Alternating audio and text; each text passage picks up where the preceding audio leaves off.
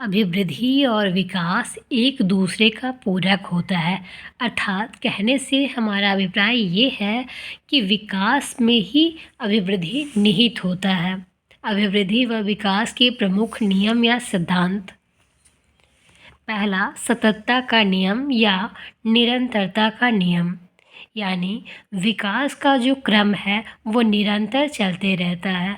विकास रुक रुक के नहीं होता, जबकि ये क्रमिक रूप से चलते रहता है।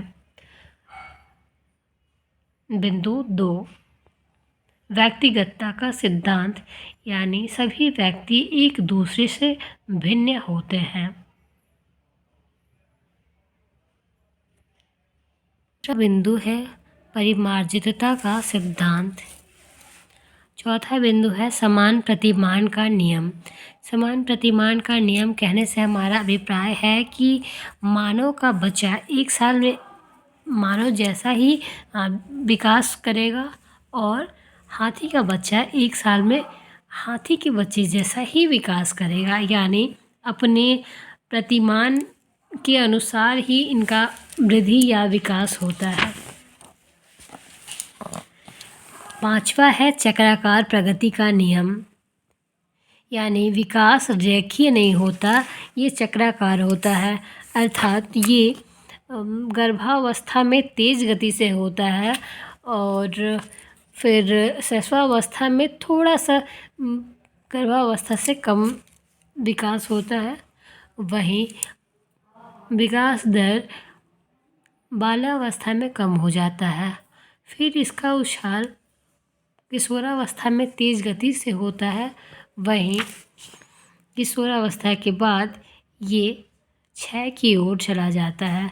हरलॉक ने ये बताया कि मनुष्य का जीवन घंटी की आकृति का समान होता है। अर्थात पहले तो ये विकास तेज गति से चढ़ता है और किशोरावस्था तक जाते जाते ये कंप्लीट होने के बाद ये क्षय होने की तरफ आ जाता है। पॉइंट नंबर 6, समन्वय का सिद्धांत, यानी शारीरिक मानसिक मतलब अंतःक्रिया जो होता है और उसके बाद इनके बीच समन्वय स्थापित होते रहता है। पॉइंट नंबर 7, विकास जो होता है सामान्य से विशिष्ट के ओर होता है। अर्थात सबसे पहले हम अगर शब्द सीखते हैं उसके बाद ही हम लोग वाक्य बनाना सीख सकते हैं, यानी पहले सामान्य से हम लोग सीखते हुए ही विशिष्टता को प्राप्त करते हैं।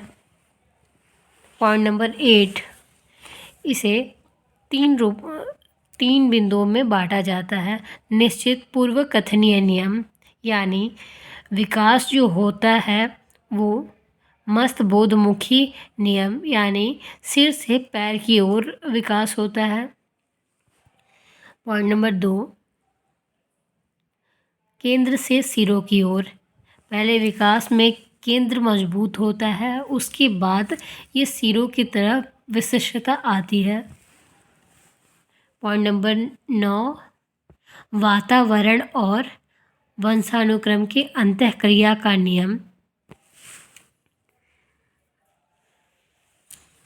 वुडवर्थ कहते हैं कि वातावरण और वंशानुक्रम का जब मल्टीपल होता है वही हमारा विकास है। और फ्रैंक कहते हैं कि प्रत्येक व्यक्ति की जीवन यात्रा एक चौड़ा मार्ग है जिस पर प्रत्येक व्यक्ति को चलना पड़ता है।